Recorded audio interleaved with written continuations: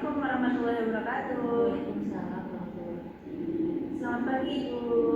Pagi. Perkenalkan, saya Siti Salsabila. Saya sebagai ahli gizi dan akan membantu Ibu untuk berdiskusi pada siang hari ini. Seperti itu. Gimana kabarnya hari ini? Gini-gini aja Bu. Seperti ini. Masih lemes ya Bu? Oh, tadi ke sini sama siapa Bu? Sendirian Bu. Tadi naik Grab ke sini. Soalnya kan suami saya udah meninggal. Oh, ya Mas, turun dulu bajunya ya Bu.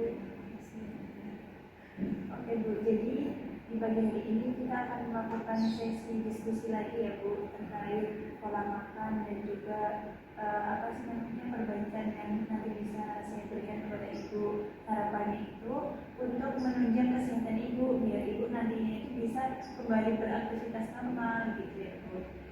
Nah kemudian nanti kalau misalnya saya tanya-tanya mengenai informasi pola makan atau informasi terkait diri Ibu, nanti mohon disampaikan dengan sejujur-jujurnya, karena di sesi ini tuh saya akan merahasiakan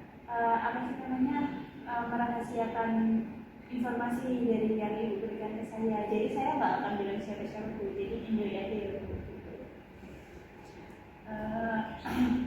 Ini Bu, saya mau nanya nih Bu, tuh kan, Bu. Jadi kalau jadi pada hari ini kita akan melakukan sesi diskusi ya Bu. Apakah Ibu berkenan? Sangat berkenan. Oke, baik. Kita mulai ya Bu. Kan Ibu itu kan dari hasil pemeriksaan itu didiagnosa penyakit hepatorenal sindrom tipe 1 ya Bu. Itu kan Ibu. Nah, jadi hepatorenal sindrom tipe 1 itu dia tuh kondisi ketika hati dan ginjal itu sama-sama mengalami gangguan. Jadi itu udah ada semacam komplikasi gitu Bu.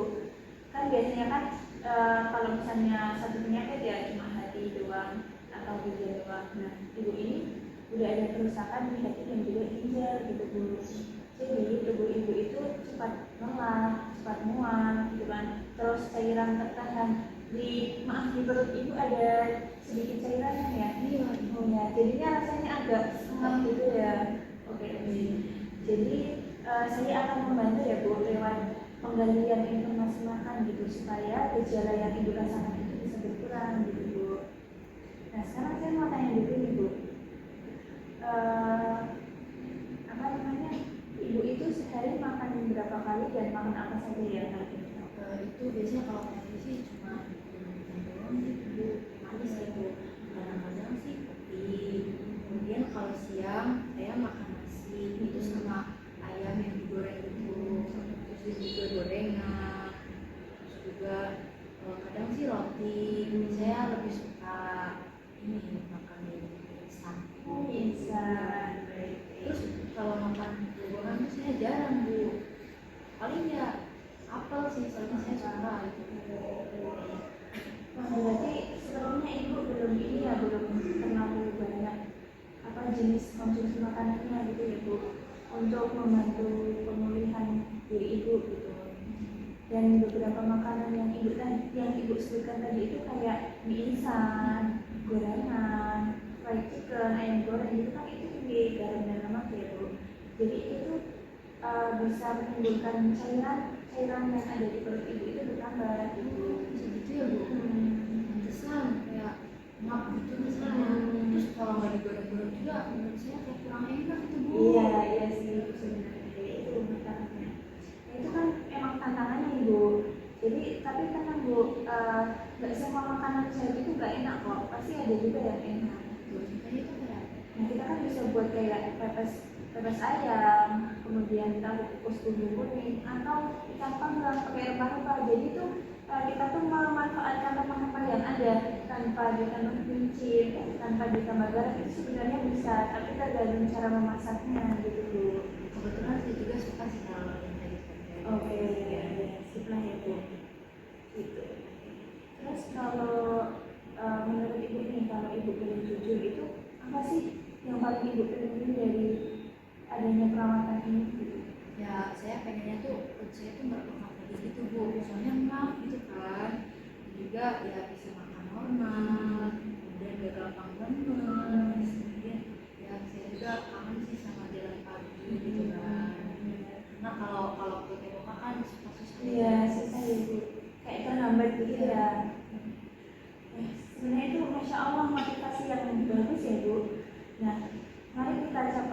itu bareng-bareng, hal itu bareng-bareng, nanti dari sisi gizi itu kita atur makan supaya apa? Yang pertama dulu, cairan di tubuh ibu itu nggak nambah, karena nanti nggak cuma cairan yang ada di perut, jadi nanti cairannya itu tuh bisa sampai kaki juga, bertambah di kaki gitu, jadinya nggak cuma perut yang buka, tapi kaki juga bisa buka.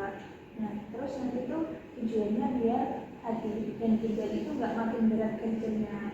Nanti kalau misalnya hati sama ginjalnya udah rusak, nanti ya alhamdulillah nanti ada malah tambah komplikasi gitu tuh.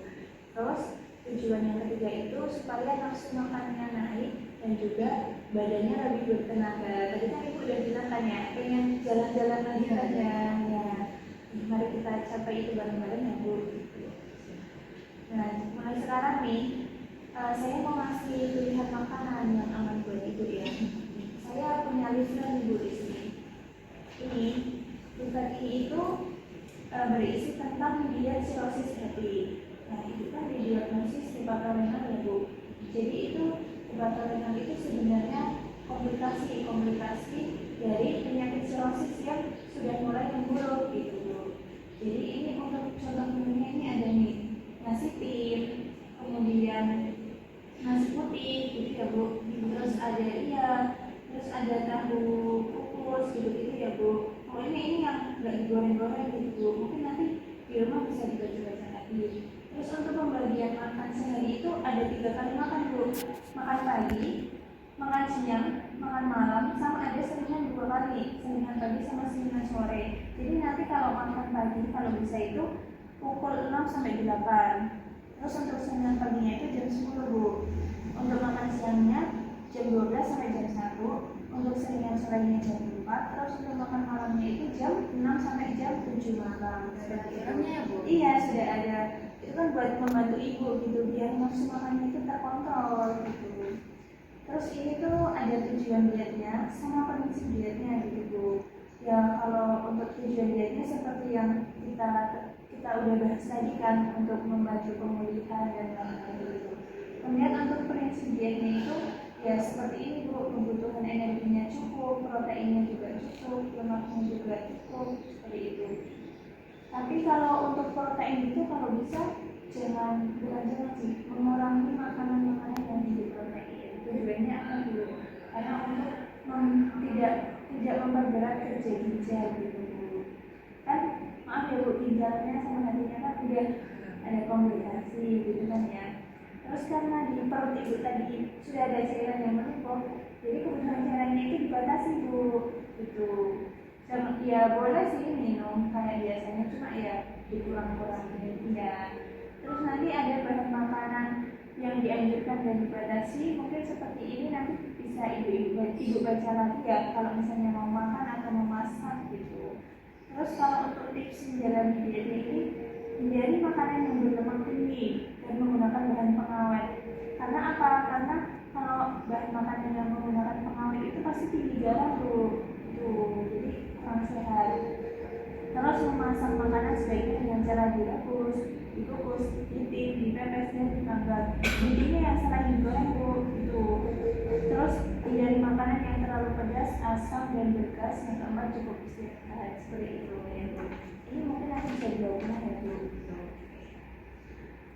Terus kalau dari menu yang saya kasih itu kira-kira ibu bisa nggak menjalani menu itu? Oh bisa Bu, soalnya di sini juga ada contohnya, jadi saya nggak bingung. Oke.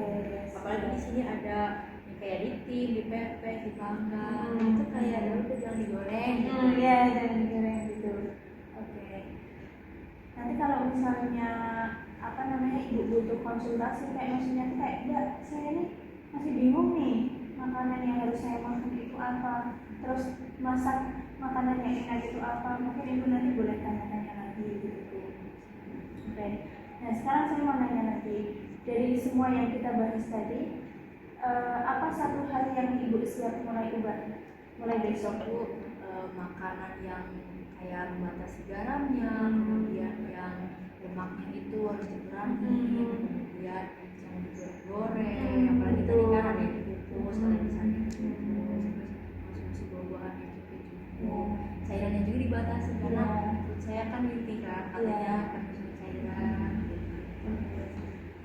Ini bagus banget ya berarti pemahaman ibu ini gitu. Nanti selama seminggu ke depan nanti saya pantau terus ya Bu gitu. Kalau ibu butuh bantuan nanti bisa langsung datang ke poliklinik ini lagi. Kalau enggak nanti saya kasih nomor WA Bu supaya biar gampang kan ya kita chatan ya. Ya. Iya, terima kasih Ibu. Mohon doanya semoga cepat disembuhkan. Ya, sama-sama Ibu. Saya di sini juga senang membantu. Kan saya tuh tujuannya untuk membantu kesembuhan Ibu supaya Ibu itu bisa beraktivitas normal kembali. Kan Ibu pengen sehat lagi kan ya. Ya. Jadi kita perbaiki bareng-bareng dan jangan lupa semangat untuk menjalani diet ini ya Bu. Semangat Ibu, semoga cepat sehat. Terima kasih.